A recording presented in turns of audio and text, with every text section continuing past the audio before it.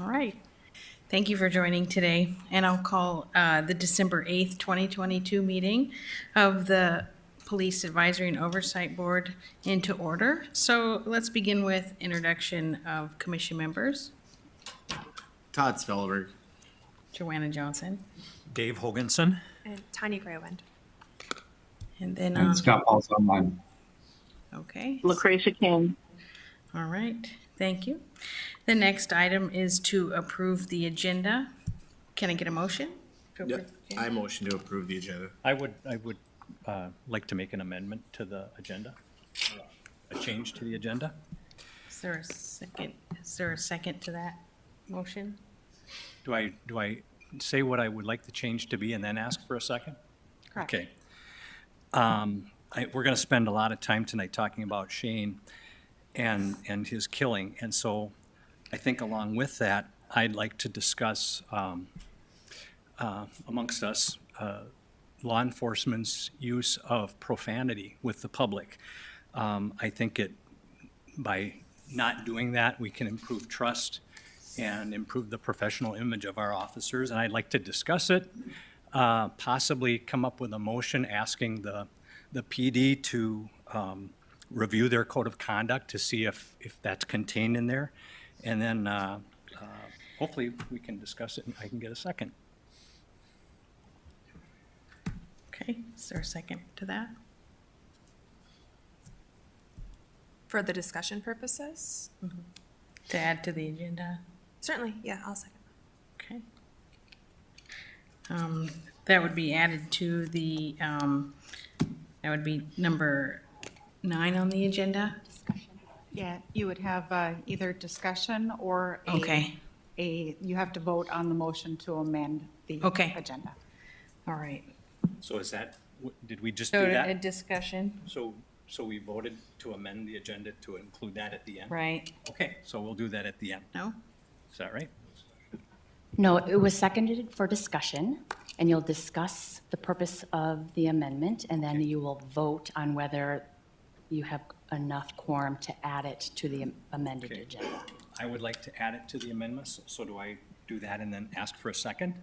That part has occurred. Yep. Now, She needs to the call for a board vote. discusses Yeah, discuss. your motion to have it added, and then we will vote on whether there's enough to actually have it added. Okay, well, I have some more thoughts, unless Yep. somebody else has something first. I've been doing a lot of reading about law enforcement's use of profanity, and it really does degrade public trust, and that's one of the biggest forms of dissatisfaction that public has with law enforcement. And when it's used with members of the public, law enforcement is perceived as less than professional. Profanity almost never improves citizen compliance. I'm sorry, I don't mean to interrupt, but I think that is appropriate for discussion if the item is added to the agenda. Okay. You really are just talking about whether to add the discussion to the agenda. Right. So I think we just vote right now. Right. Yeah, I just You can wanted do to give the that. rationale to discuss it, and so if we're okay to vote on adding it, we can do that now. All right. All right. So to add on the use of profanity in law enforcement to the end of the agenda would be the motion. And do we, all those in favor say aye? Is that the procedure? Okay, I vote aye. Aye. I'm a nay. Aye. Nay. Aye. All right, so it's added to the agenda. Number 9 at the end of the meeting.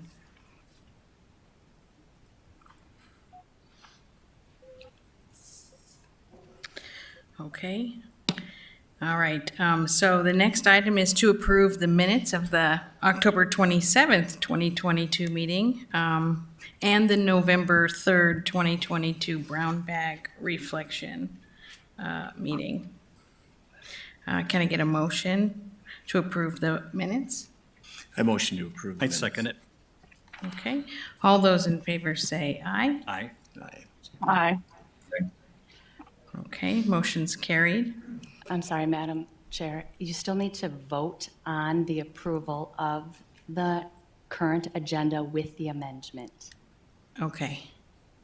All right. So, added now. okay, so the next item would be to approve the agenda with the added item of the discussion of profanity in law enforcement. Can all those in favor say aye? Aye. Aye. Aye. Opposed, no? Okay, motion's carried.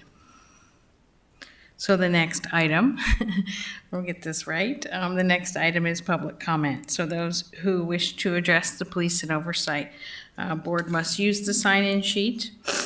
Speakers must state their name and will be limited to 2 minutes. Comments should not contain any profanity or personal attacks. Do we have anyone signed up for public comments?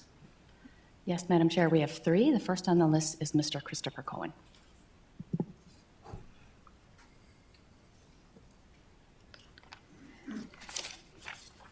Yeah, I'm Christopher Cohn, C-O-E-N. I'm a Fargo resident, pronouns he, him, his. And I wanted to, once again, ask that at one of these meetings, that maybe there be a motion to propose adding to the agenda, extending these comments to at least 3 minutes. Or, the Human Rights Commission allows 4 minutes. Even the city commission is 2.5, but 2 minutes is kind of preventing us from really speaking and saying everything we need to say. I can't tell you everything. I just wanted to talk about the use of social media at the 2020 protests downtown, and I'm not going to be able to tell you more than 1 or 2 points. But one of the first things was, oh, by the way, the November 3rd Brown Bag Reflection meeting, that was announced at the 11th hour. So you didn't have anybody there from the public, and I don't think you had anyone from the media. I don't know, but that's often happening in the city, and I've repeatedly asked them not to do that, and they continue to do it. Now it's perfectly legal. They can do it 1 second before a meeting, and the open meetings law allows that. But obviously, it keeps us city citizens from participating in our government when they don't allow us enough time.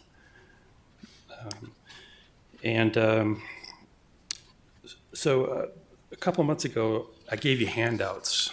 I don't know I hope you all got them, but the use of social media, I think it was abusive. I think it was unethical during those protests. One thing they did is after they gassed the public, and this gassed everybody downtown, including protesters who were hanging around side streets in different areas with their young children, dogs. Then they put on social media asking that people, it was on Twitter. I'm out of time. Thank you. Thank you.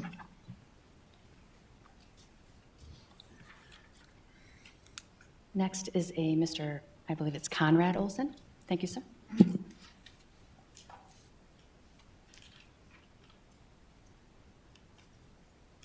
Good evening. My name is Conrad Olson. I'm a resident of the city of Fargo. I'd like to thank the board members who volunteered to serve on this board for the betterment of our community. I also want to thank all the law enforcement personnel that serve our community every day. I am concerned for a community that doesn't understand deadly force, and I'm concerned for the officers that have to use it. I'm also concerned we're seeing attempts by some to confuse the public and to co-opt the original duties of this board. It is tragic this board, the community, 2 families, and law enforcement have had to deal with 2 deaths in the short time since the creation of this board. Common to both of these incidents and in their prevention is the failure to follow lawful commands of responding officers. The repeated failure to comply with a lawful command, as simple as the word stop, may justifiably escalate an officer's reasonable actions to protect themselves, other officers, and the public. The last thing these officers want to do is to use lethal force when they respond to any incident. If you review the body camera videos of Mr. Netterville's van shadowed within that dark garage, there's no way the officer would have been able to distinguish the race of that young man. It was the individual's actions that caused his death, not his race. Thank you. Thank you. Next is Mr. Wes Valomi.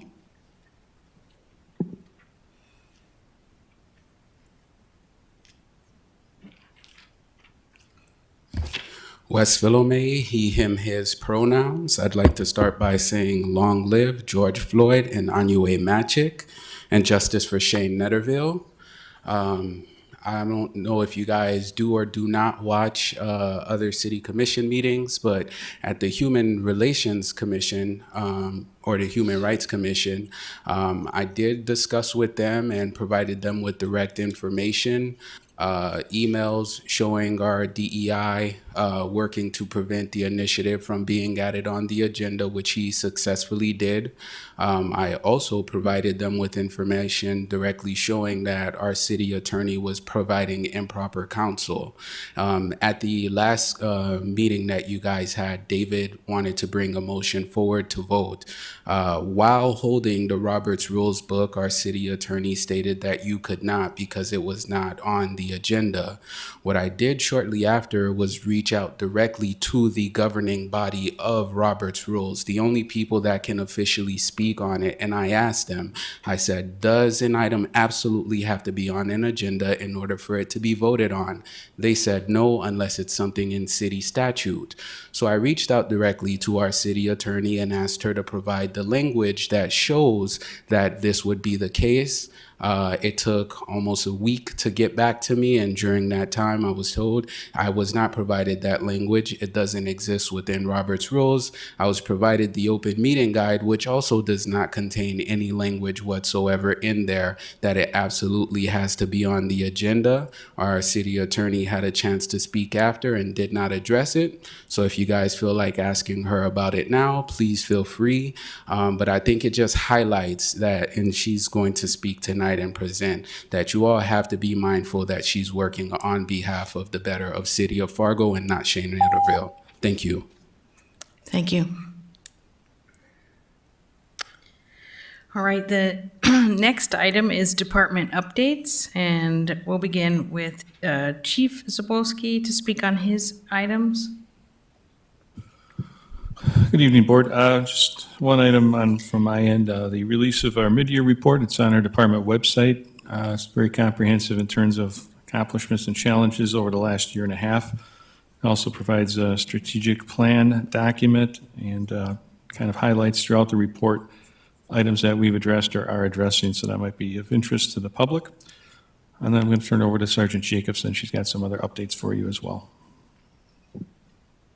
I know in the past there's been some misunderstandings on how the public can communicate or reach out to the advisory board members. I just wanted to clarify that added to the website under the Police Advisory Board is a link that will directly allow the public to communicate, and all of those communications will be given to the board members. Thank you. Advisory boards, are there any questions on any items in the department updates? All right. Next item on the agenda is the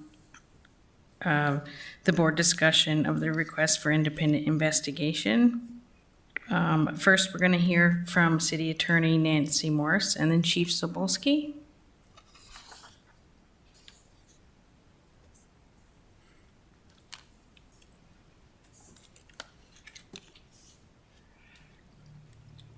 Good afternoon, evening. Thank you for the opportunity to provide some information to this board based on some of the discussions had regarding the consideration of a request for an independent investigation. I've been asked to provide you some background information for your consideration relative to that discussion of an independent investigation. I provide this information to assist you in your decision-making and encourage that any action taken, if any, articulate the reasons for the action taken and the specific direction if you're looking to do that to the city commission. I'm not here to tell you what to do, but to encourage and promote an informed decision. Let's start with kind of working on it's an independent investigation. I'm looking both at civil and criminal implications of that discussion. First, I'll start with the criminal aspects of the investigation. I believe you now have all been provided with a copy of the BCI investigation report for your consideration. I will start at the outset, and I think it's a words matter consideration that at this time, none of the officers involved in the officer-involved shooting have been charged or convicted of murder. They are officer-involved deadly use of force, but I think we want to be cognizant of that criminal standing. Murder is a particular criminal charge, and those have not been levied against these officers. That said, the question arises as to what governmental entities have the ability to charge these officers with criminal charges that could result in the taking of liberty, incarceration, or otherwise. First, let's talk about what the state's role is and who is the BCI. The BCI is an independent investigation that has been, or independent body that is overseen by the Attorney General of the state of North Dakota. The BCI is created by statute. It is located in the North Dakota Century Code at Chapter 12-60. Its counterpart is the BCA in Minnesota, headed by AG Keith Ellison. As we know, there have been charges brought against officers in Minnesota recently, and we're talking about the George Floyd murder. That is an appropriate connotation for that because they were found guilty of murder, the officers in those circumstances. Only a state actor can actually charge and prosecute on criminal charges. So keeping that in mind, I would call your attention to the Attorney General website, and it's attorneygeneral.nd.gov and criminal justice resources. So for a discussion of the Attorney General's roles in officer-involved shootings. Recently, there was a forum article that both Attorney General Wrigley and State's Attorney Birch Burdick commented with respect to their roles and the BCI roles in the criminal investigation. Further, there was a discussion that Mr. Burdick took the unusual step of actually referring both the investigation and prosecution decision to the Attorney General's office under these circumstances.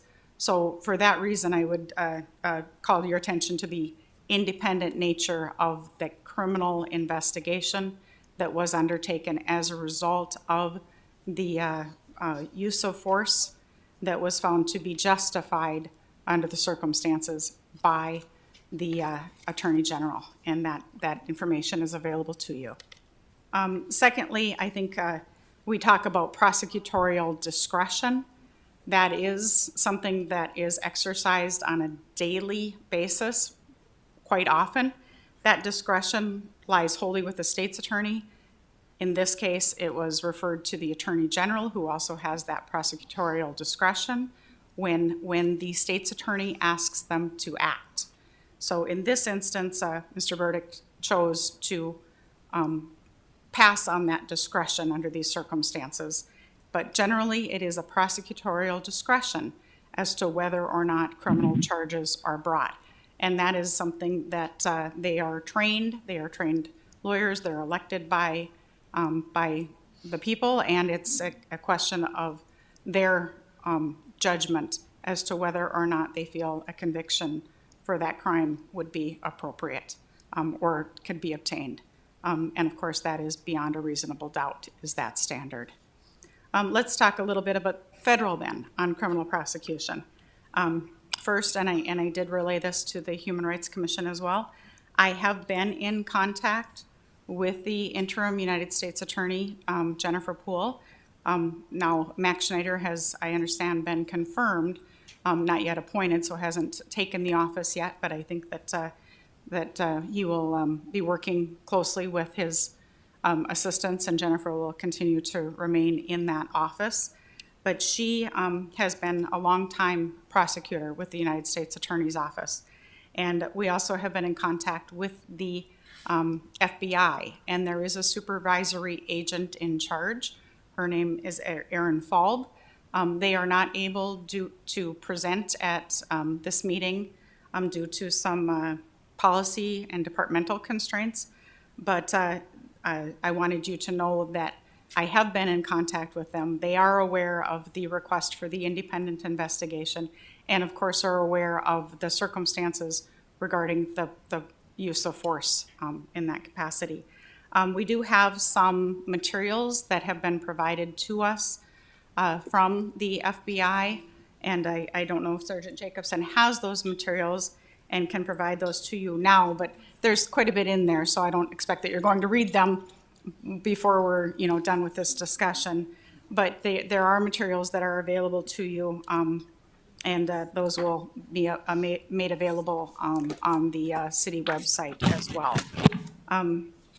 I do want to convey to you the sentiment that I did hear from Jennifer Poole, is that civil rights violations are a high priority of this administration. There has been some discussion as to whether or not the Department of Justice is the authority to investigate police departments, and I can confirm that in fact it is. There is a civil rights division that does investigate police departments under the proper circumstances. I call your attention to the Department of Justice website, and it's and the discussion that is there with respect to when does the Department of Justice investigate police departments, and it's www.justice.gov. And then also there's a further discussion about there's a link for investigation of law enforcement misconduct. It's a discussion of color of law. That's a kind of a criminal law 101 class that we can talk about who has the authority in those circumstances, and if they're acting under color of law, that there would be potential litigation against the individual and the entity under those circumstances. So again, it's, like I said, it's a criminal law 101, but obviously officers acting in their capacity can be charged with civil rights violations. And we know that that has happened. We know that has happened in Minnesota more recently with respect to the George Floyd murder. So I call that to your attention as a consideration as to whether or not there is a further need for independent investigation under the circumstances. The statement from the U.S. Attorney General, which is federal Attorney General, not state Attorney General Drew Wrigley, but Merrick Garland at this time. This was the Assistant United States Attorney General at the time, said the Justice Department will continue to seek accountability for law enforcement officers whose actions or failure to act violate their constitutional duty to protect the civil rights of our citizens. George Floyd should be alive today. That is the sentiment, and they investigated and criminal charges were brought. So I think the idea is that there should be evidence suggesting that a constitutional violation has occurred, and the proper party to consider that is the FBI, the U.S. Attorney's Office, and the Department of Justice. And they are aware of the request for the independent investigation, as they are aware of the incidents that was included the police-involved shootings. So I just want you to be aware of the background for that and take a look at the guidance that is provided both by the state attorney general and the federal attorney general. I want to just briefly address some of the civil legal redress that is a situational matter. Chief Sobolski will address the police department policy, development and internal investigation processes. But as I indicated to you earlier, the Department of Justice is the investigative arm of this for civil rights violations. There is information on their website regarding pattern and practice types of investigations. Those are situations in which the Civil Rights Division of the Department of Justice investigates a law enforcement agency to determine whether or not it is a pattern and practice, not an isolated incident or incidents. They look at the entire police department, and if they find there to be a pattern and practice of civil rights violations, they will work with law enforcement, and there's oftentimes a civil action that results in a consent decree, which can be something that is ongoing, that they are monitoring improvements and such regarding those types of violations. I can tell you there is a pattern and practice situation happening in Minnesota, in Minneapolis at this time, and as well as in Louisville. I have been told that there are less than 10 such pattern and practice investigations presently ongoing, and there are thousands of law enforcement agencies. Those things are brought to the Department of Justice by letter from citizens and others. Again, I refer you to the website. It says you can send us this, we'll consider it, but we obviously can't investigate all of these incidents. They don't have the resources to do it, and they will be looking at those situations that require that kind of investigation and attention. Again, thinking Minneapolis and Louisville are the ones that we're probably most familiar with. That said, when we talk about civil and internal investigations or external investigations, there obviously is the proper party could commence a legal action against the city of Fargo and or the officer for excessive force cases in federal court seeking damages. Generally then there is a presentation of there's an investigation and presentation of the evidence for a determination by jurors or the court as to whether or not excessive force was used under the circumstances. Again, that is something not that would be within the purview of, frankly, this committee to recommend a civil action against the city of Fargo, nor would we would respond to that complaint with our insurers. So that's one way an investigation outside of the internal investigation and government body investigation would take place. I know I did a Google search. There are some private firms that do investigations. I think there was some discussion in the article with Drew and Birch about those are for-profit firms. We don't know biases, we don't know expertise, we don't know scope. There's just so many things that you'd need to consider if that was inappropriate. And of course, then I want to think about what are the concerns regarding the acceptance of the findings of a private entity that would be hired by the city of Fargo. We definitely want to be keeping in our minds bias and things like that. So obviously an articulation, again, as I started, of the rationale for any request for a private firm or other for an independent investigation would be appropriate and I think necessary for that to be fully considered.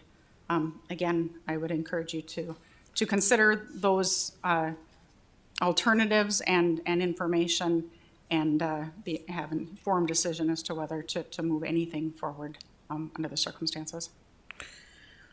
Can I just clarify something, Nancy? You would mention the Department of Justice, they're looking at cases of patterns of behavior, right? So something that's maybe systemic and ongoing and That's correct. long pattern of.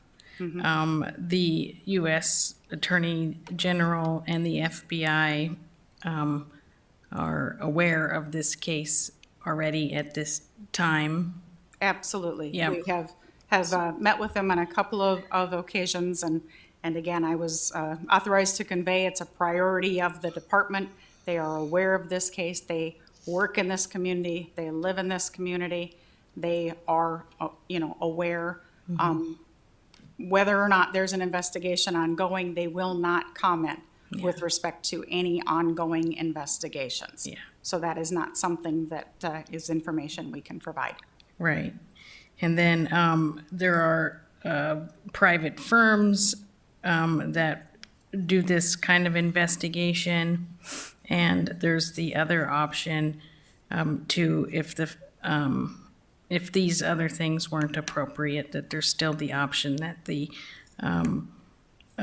family has the right to file a suit for excessive force if they felt, That's correct. yeah, okay. Nancy, thank you. I've got a question.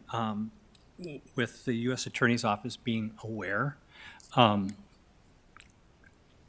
I correct in understanding that at this point, they're not able to talk about it, but they're in the process of making a determination if it should be further investigated or not? And when that determination is made, will they say yes or no? I don't believe that's an accurate statement as far as what the U.S. Attorney's role is. They are aware if they feel an investigation is appropriate, they will undertake that investigation Okay. on their own accord. It is whether or not they have an investigation is not something that we are made aware of this time. Yeah, that's something they wouldn't tell us. Right. Even if we asked They're- them. Yes, right, that is true with all of their investigations. Sure, sure. Ongoing yeah. investigations. Yeah, they're not gonna tell us, the FBI is not gonna tell us what Right. they're investigating and what they're not, right?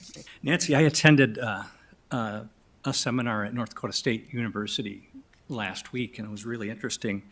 And there was a professor there discussing the concept of collaborative reform, is what she referred to it. And what I learned is that across the country, leaders in law enforcement are beginning to be proactive in reaching out to the U.S. Attorney. So the U.S. Attorney doesn't come at us, but we reach out to them for their help to review.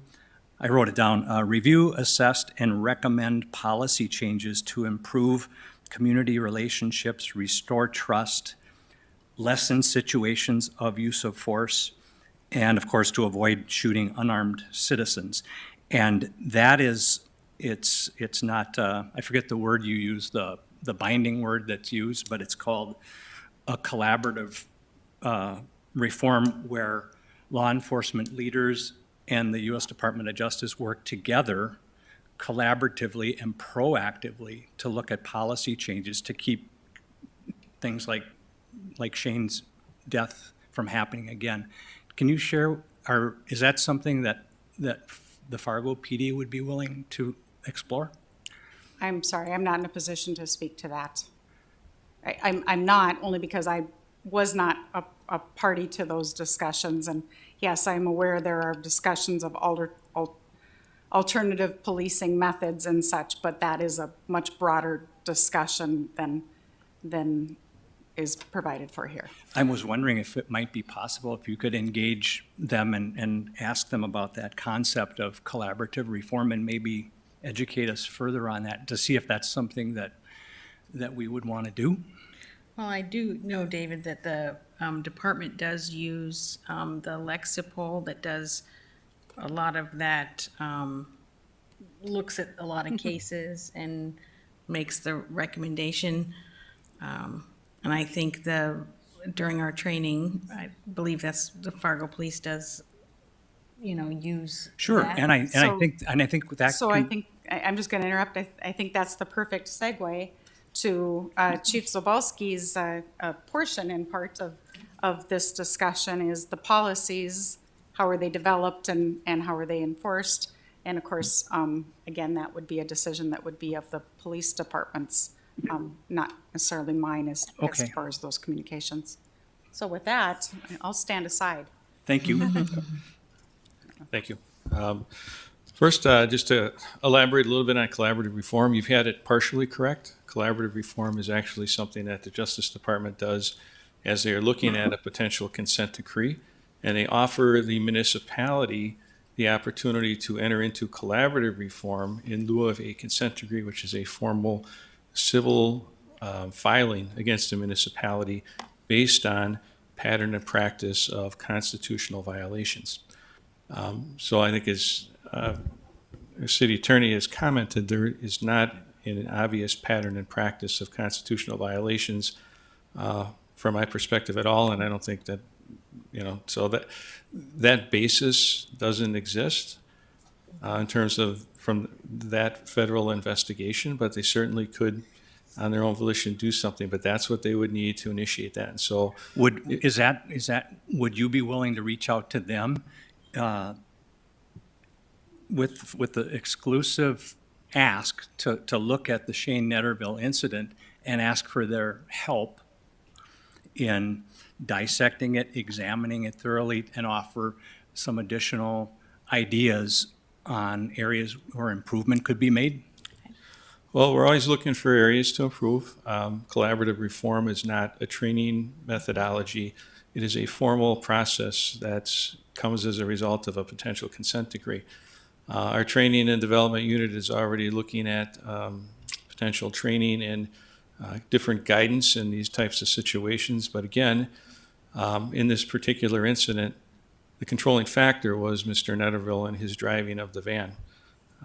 That independent investigation has already occurred. So I also do want to just kind of help inform the board a little bit, language-wise, that there already has been an independent investigation. So what you are, I think, referring to is that you would like another investigation in addition to that. So from a criminal perspective, there's no entity with lawful authority to do that unless a federal entity decided that there was some type of civil rights violation or pattern in practice. And certainly if they thought that was there and they engaged in that investigation, we would fully cooperate with them. But that is not present from my perspective. We are looking at other training and guidance for our officers in similar situations. But again, we can't train for every potential circumstance either that comes at us in a split second. And so a couple of things we did since our last meeting is provided everyone with a copy of the investigative report that the Bureau of Criminal Investigation put together. And I understand from Joanna that everyone has had a chance to look through that report. So there's a lot of information in there. There's even information in terms of potential ideology, that may have been affecting Mr. Netterville. No one can say for sure, of course. The other thing that we did was we provided you all with an opportunity to go through firearms training in a simulator so that you would get the perspective of a split-second life and death situation. And I think, Madam Chair, has everyone gone through? I know Mr. Hoganson may not have had that opportunity yet. I think everyone, but Dave Okay. still has to Sure, and do that. I would strongly encourage you to do that because that perspective, and I think maybe your fellow board members, Dr. Hogan went through it as well, would provide some insight into just how quickly 1 second happens when you have to decide whether or not you're going to save your life or use deadly force. Those are the realities that our officers have to deal with in these circumstances. They can't portend them or see into a magic wall. We do everything we can to avoid them, but sometimes we can't. So, long answer to your question. And I guess the other piece, and I've got Deputy Chief Anderson here as well, if there were any questions reading through that report that we might be able to answer, we can't obviously crawl into the heads of the investigators, but if there was something there that we might be able to answer, we're happy to try and do that as well. Well, I guess let me rephrase the question. appreciate your response, but to what degree does the department really dissect the incident, not for something that you did wrong or, for criminal activity or like that, but just things that might have been done differently? To what degree do you do that?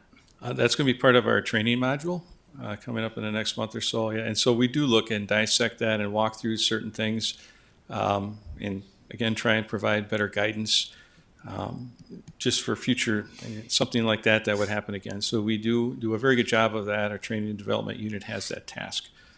Deputy Chief Anderson also oversees that unit, and they're on top of that.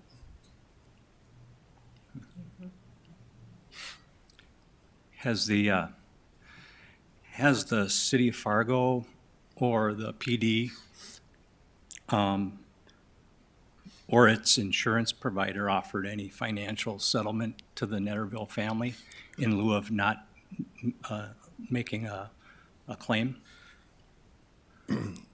I'm not privy to any of that information, but I can tell you this, that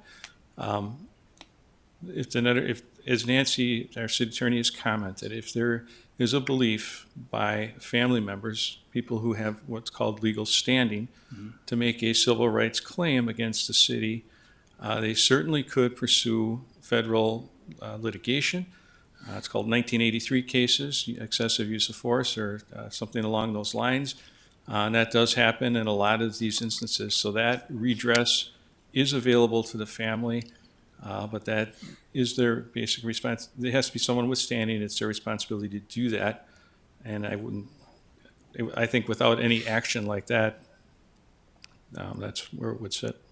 I guess the reason I ask is I learned too that law enforcement around the nation, to try to mitigate the cost when things like this happens, there are settlements made before that. And so if the city of Fargo or the Fargo's insurance company does offer some sort of settlement, would you let the board know?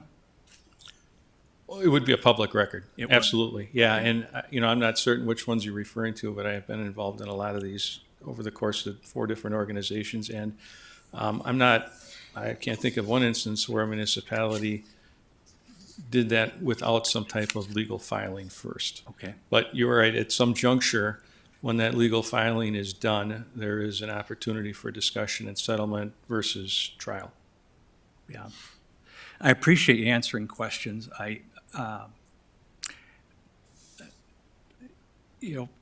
Black and brown people are affected in terrible incidents like this far more. And I ask myself if the driver of that van would have looked like me, would the outcome be the same? What do you think? Well, I guess I would caution you. It's a question. In terms of, no, I'm just saying I would caution you in terms of really a statement like that, because our officers, this happened in a split second. In fact, if you look in the investigative report, they even misidentified the race of one of the people that ran away. Uh-huh. I mean, it happens very often, especially in a split second life and death situation. We do not take action based on race. And the fact that someone is a particular race and was involved in a use of force situation does not form the basis for any civil rights violation or any supposition that occurred. You actually have to have objective facts to substantiate that. And I think that we should be careful, because this board represents many facets, but you're also, representing not only the community, but the department. And I don't think it would be well received if the department felt that the board had the perception that they were taking use of force based on somebody's race. There simply is no evidence to support that. And if there was, frankly, I would refer the case myself to the federal authorities, but there's not. And I can do that as well. I don't have to wait for them. If I see that and I've been involved in those situations where we've even arrested officers for off-duty use of force situations. So I understand how that works. So we had a member of the community today, and I think you had said something last week that had only Shane Netterville followed commands, he might be alive today. I don't know if you remember that. Sure. Why do you think people don't follow commands? Well, I think that's kind of a big question to Yeah, ask I the really chief. can't comment, because there's a lot of different reasons. Yeah, but there And a is lot of a lot of people actually reasons. follow commands. I mean, Yeah. if you, on a 24/7 basis, we have a large amount of compliance. And then, there's instances where things erupt, and then we're talking about them. So that's not necessarily the norm, but there are a lot of reasons for that.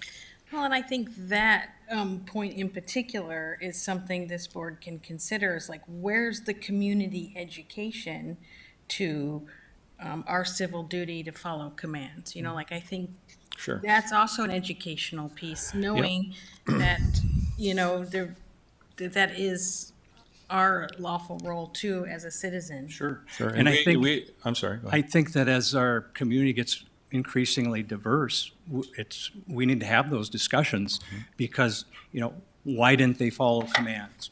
Sure. They were asleep, maybe they don't understand the language, maybe the person is deaf, maybe the person is, Maybe they're fearful of being arrested. maybe they're fearful from being Sure. arrested, maybe they're autistic, maybe they're suffering from a mental illness, and so there's all kinds of reasons, and I think by understanding them and addressing them, there could maybe be a lesser use of deadly force. Well, considering that we have hardly ever used deadly force prior to this situation, and again, I think perspective-wise, and maybe a few more ride-alongs would help you with that as well, our officers on a daily basis deal with people in huge emotional trauma, mental illness, drug and alcohol addiction. They deal with this, and 99% of the time successfully are able to mitigate the situation, address the person, make the arrest, what have you. Just 2 weeks ago, we had two of our officers respond to an unwanted person in one of our local businesses. Pretty big guy. Familiar to the cops, knowing that this individual has certain mental health issues. And as soon as the officer walked in and started talking to him, the guy wound up and punched him right in the face. Ended up, of course, getting arrested, which was his goal. But here's an officer that's immediately attacked as he tries to nicely talk to this individual. And I think that's what, especially in this situation, we have to put into context. 99% of our contacts are not like this. And in this juncture and with the speed in which this happened, there were no other alternatives to pause and do anything different. It was fluid. And it was a dangerous situation from the perspective based on the information from the citizen, their observations, and then the reaction from Mr. Netterville. And please don't, all the good work that the Fargo PD does, thank you for all of that.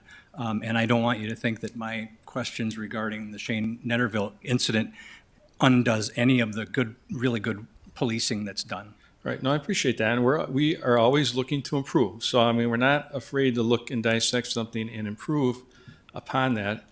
And going back to the public education piece, which is a big partnership with the department and this board, we have done things along traffic stops. There's, folks here today that have participated in some of those so that they better understand the law and what the police can and can't do and how you can best mitigate. And those are very informative and very helpful, and we do look forward to being able to do that and have the board present with us as well. So I think that's a huge opportunity going forward as we are now back in regular, meeting situations. What would you say to law enforcement experts who are advocating allowing a fleeing person to go and then go get them 45 minutes or an hour later when the situation isn't as volatile?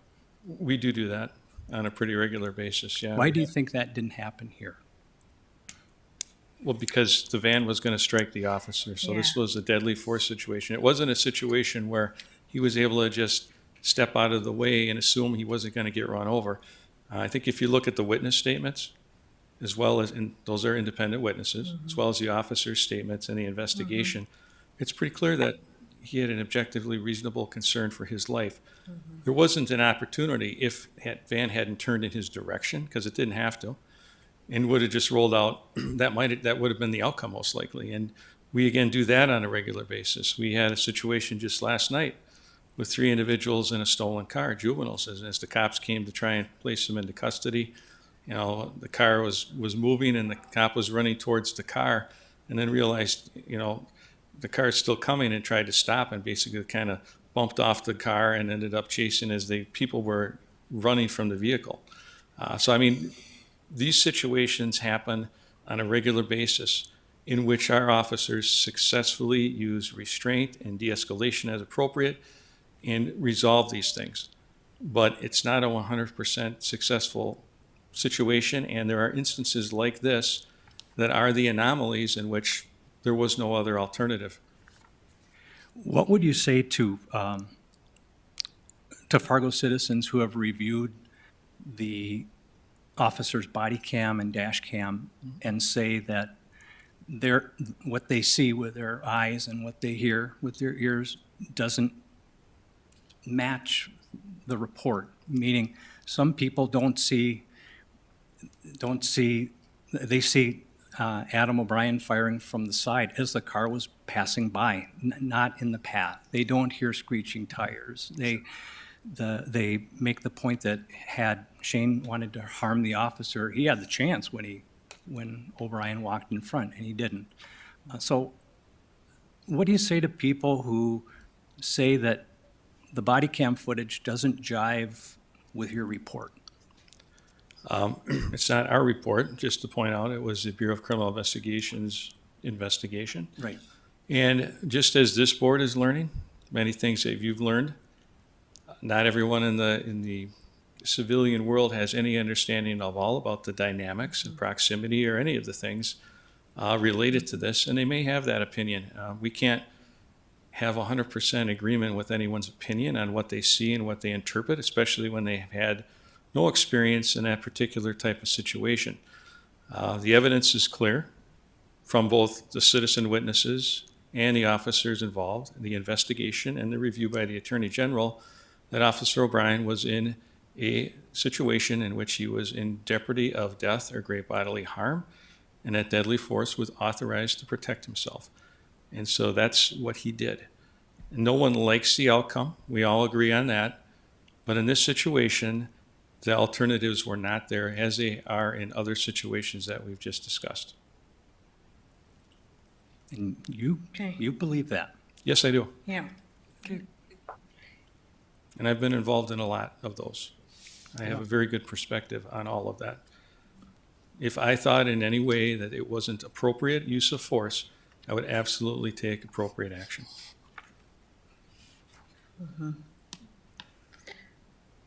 So, at this juncture, I'd like to know, as far as, I mean, we could ask the chief, keep asking the chief questions, but in the sake of time, we have 7 minutes of our meeting left, and we have other things that are not going to get covered, including adding stuff to the agenda. But I'd like to know, where do we want to go with this conversation as far as like? I think I'd be okay with tabling the referring? conversation for now and maybe revisiting it at our next meeting. I'd be okay with that. I don't know, I mean, I think this is something that we can continue to talk about, but I mean, to what endpoint is my question. I think that we had a tragic loss of life, and it is this board's responsibility to talk about it as long as we need to uncover whatever can be uncovered, to learn whatever we can learn, to do everything in our power to try to keep this from ever happening again. It's the very least that we can offer the family and anybody and any other U.S. citizen that is shot when being unarmed. And so I think we need to keep talking about it. I think that part of that role is helping to identify policy changes, right? I mean, that's kind of what we're doing. So I think that, maybe just continuing with the education piece for us. And then also, I know that you have implemented an implicit bias training. I'm sorry, you said, Implicit bias training, there had yes, been. we have had that. And so maybe an explanation as to what that would Sure. also be. Yeah, and we had beneficial for the a team. national expert in to do that training, so it wasn't your cottage industry, and I'm not diminishing others, but this was a renowned individual who actually worked in the Obama White House and taught implicit bias to law enforcement. We brought him out here to Fargo PD, and I've worked with him before in a previous department in Beloit and brought him out there. So that training is really good. And again, and I don't disagree with anything you're saying, but there's no indication whatsoever to even speculate that this incident had anything to do with bias or race. There are just no facts to support that whatsoever. And again, while I agree 100% in continual improvement and looking at situations and how can we do things better, what technology can we, and we are constantly looking for new technology. We had a group of folks down at the ISTP conference looking again for technological answers for a lot of the things that we encounter, from pursuit driving to use of force. And there's a lot of technology coming down the pike that might help in some of these situations. And so we're evaluating all of that. And again, as kind of a forward-thinking department, we would certainly take advantage of any of those things. And we put ourselves out there with a couple companies in terms of we would like to pilot some of your technology to see how it works in these situations and minimize danger to the officers, danger to the community. So I 100% agree with that perspective, and I'm happy to continue with the education piece as we go forward. Yeah, and I think, again, the community education piece would be something too, right? Like, how do we educate the community on some of our own civil duties, right, to prevent tragedy? And I think we can keep Mr. Netterville in mind as we move through these things. It's not like we just move on and don't keep that in mind, but as we move forward in our meetings, I think we could keep in mind what kind of training, what kind of education, and those things can help improve policing and community and police relationships. I think we all agree we're here collaboratively to get better, right? Yes. Yeah. All right, so from what Nancy said, again, like as far as sending this somewhere or not sending it somewhere, right? As far as the Department of Justice, do patterns of behavior, which, again, I'm not sure that was something that we see here in Fargo. The U.S. Attorney General, the FBI, is aware.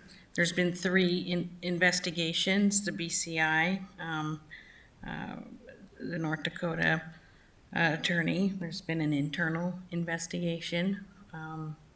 And so where do we want to go with this? I think as we move forward, continue to look at ways to improve policing, improve community education.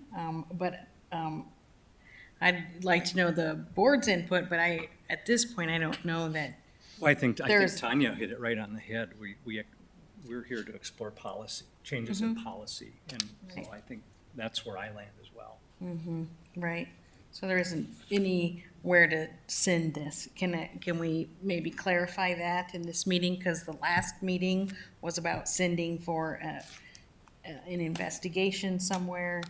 And so are we saying that we're satisfied with the answers we got, where the FBI and the Department of Justice. yeah, the U.S. State Attorney and the Department of Justice, we understand all that, there's nowhere to go with it? Because I don't know what you want to do with it, David. It's my question to you. I think the board is, our powers are limited, And for us to ask that, it sounds like we're not able to do that. But if you're asking me, are there discrepancies between what we see and hear on the body cam and the dash cam footage and the report from the AG and your subsequent internal documents? There are discrepancies, and what I'm being told is that's too bad. And if that's the case, then there's not much not much else I can do, I guess.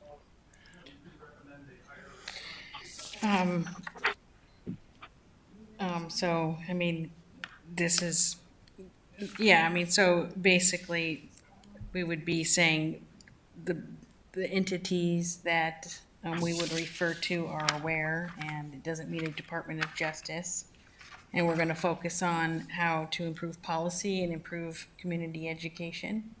The entity that we would recommend to, I believe, is just the city commission, and I think that, But we wouldn't send it to the city commission. right, that's where, Right. that's what we To, we yeah, have. without telling, Right, and I think that my understanding with, if hiring an independent, or if we recommended that or whatever, that the bias that is really part of that, if my understanding is correct from what Nancy had said, that it could be that wouldn't really be an acceptable investigation. so, I mean, yeah, so I mean, there isn't really anything to do with it other than hire a private firm or have the family, if they see fit to do what they need to do, that would be on them, not on our board, clearly. I mean, does anybody have any input to that? I've seen 2 or 3 investigations already, so I'm You're good. good. Is this something that we want to vote on? Does anyone want to talk about it anymore?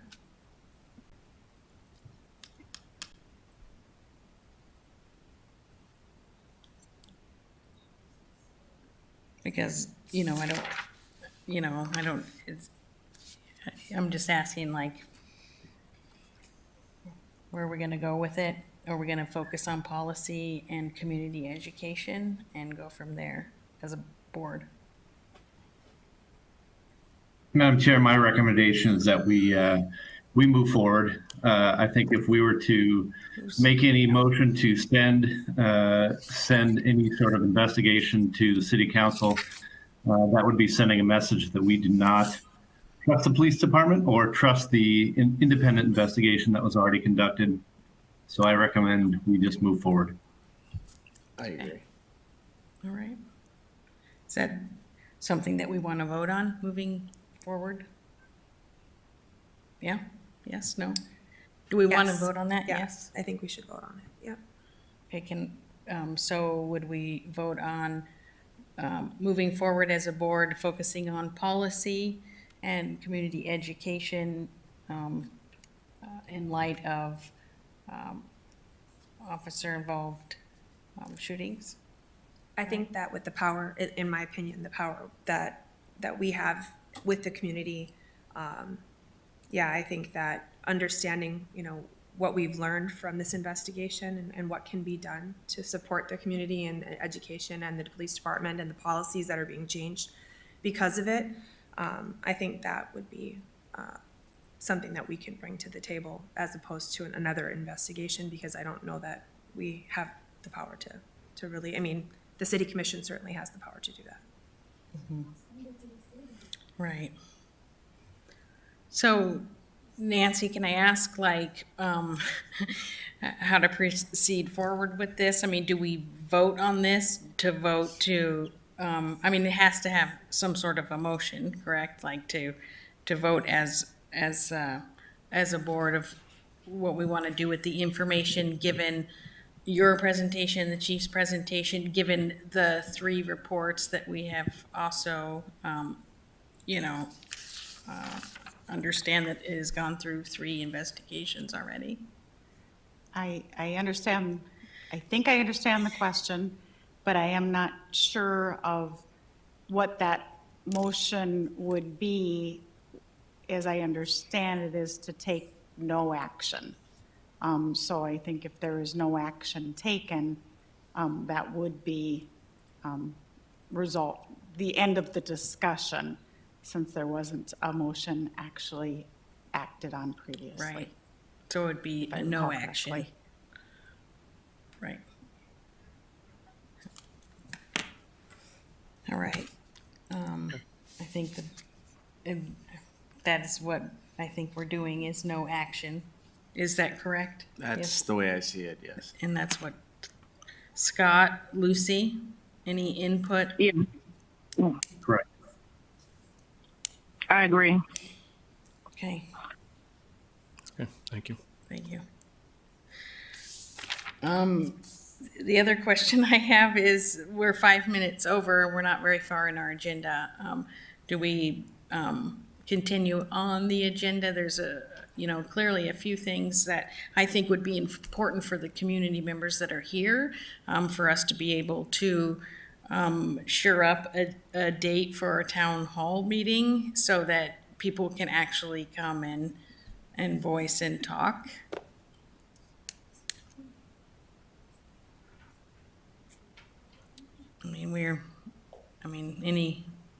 Do we just keep moving forward?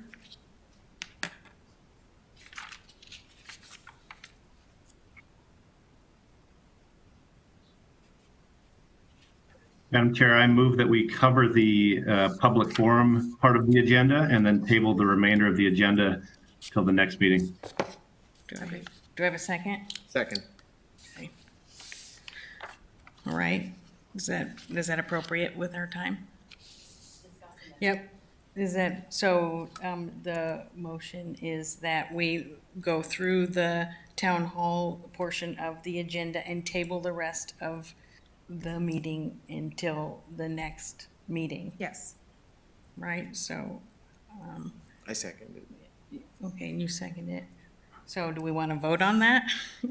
Sure. All right, so all those in favor say aye. Aye. Aye. All those opposed say no? No? Okay, the motion is carried. Okay. All right. So, the next item on the agenda was, the board discussion pertaining to a future town hall meeting. Now, in our, meeting, that we had our brown bag, we did, discuss a potential town hall type meeting that we were going to try to put into place so that we could have more communication with the community. And we could maybe have a bigger community presence, and we'd have a little bit more of a listening session, I guess. Yes, a listening session, I think, is kind of what we landed on, and the media was present just as a comment. So, yeah, I think that was what we landed on. And then we were, thinking of some dates. And we'd like to maybe get this going as early as January. Yeah, I think there was a date already discussed at the meeting, correct? Yeah, I believe it was January 25th was one of the dates that was an option. Is January 25th a date that is okay with the members of the board? Yes. Do we need a motion that? I motion that we meet for the town hall Yeah. on 25th. I'll second. Yeah, and you'll second it? All right, and it does, that seem to work with everybody? All right, and so then this would mean Sergeant Jacobson, you would be helpful in trying to help us find a facility to do this? Yes, can you narrow down what time of the day you are requesting to have the listening session, please? I think maybe we were saying later in the day. 5 o'clock is a hard time for people to come to meetings. And so we were thinking of maybe having a later time. we could do maybe 6:30, 7. Does anybody have a preference? Yep, I think we had talked about 2 hours. Yeah. Yep, So 2 hours. 6 to 8 or 7 to 9, something Okay. to that. So is there a time you guys want to choose? I motion 6 to 8, or, yeah. 6 to 8 work, we can do 6:30 to 8:30. It's fine, but Yeah. whatever. Any input, David? I'm fine with that. Okay. So the answer to your original question is yes, I can work on finding a location, and then we will ensure that information is advertised on where that will occur. An agenda will be posted as well, based on the fact that we are likely to have quorum and those types of things. It'll be a one agenda line, really, just to listen to the public. And we can for sure make sure that that is advertised in a variety of social media platforms.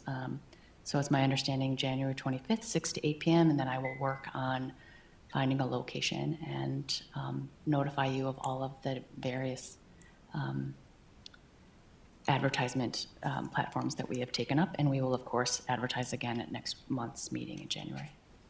All right, and then I think as far as location, I think, Todd, you had maybe brought up if we decide to do more than one town hall, Different areas of town would be nice. different areas of town. So if we start somewhere close to downtown, also being able to reach out to North Fargo or a town hall down in South Fargo. The buses run as far down as 32nd. There's not many buses south of 32nd Sure. for everybody to attend. So as you schedule subsequent listening sessions as a board, we will be intentional about making sure we move them around Okay. to various locations, and you can also discuss whether you want to change up the days and the times based on previous attendance and those types of things. So, but we can work with that for sure. All right. So I think from what I understand, the board wants to have a town hall session from 6 to 8 p.m. on January 25th. Location to be determined. And Sergeant Jacobson will look into advertising it, making sure it gets out to the media, and find us a place to do that. Can I get, I guess, a motion for that? I motion for the 25th, 6 to 8 p.m. Location to be determined for a town hall meeting. I second that. All right, can we have a vote? All those in favor say aye. Aye. All right, there's no opposed, and so the motion is carried. That being said, I'm going to say the meeting of the Police and Advisory Oversight Board stands adjourned, and our next meeting is scheduled for January 12th, 2023 at 5 p.m. Thank you.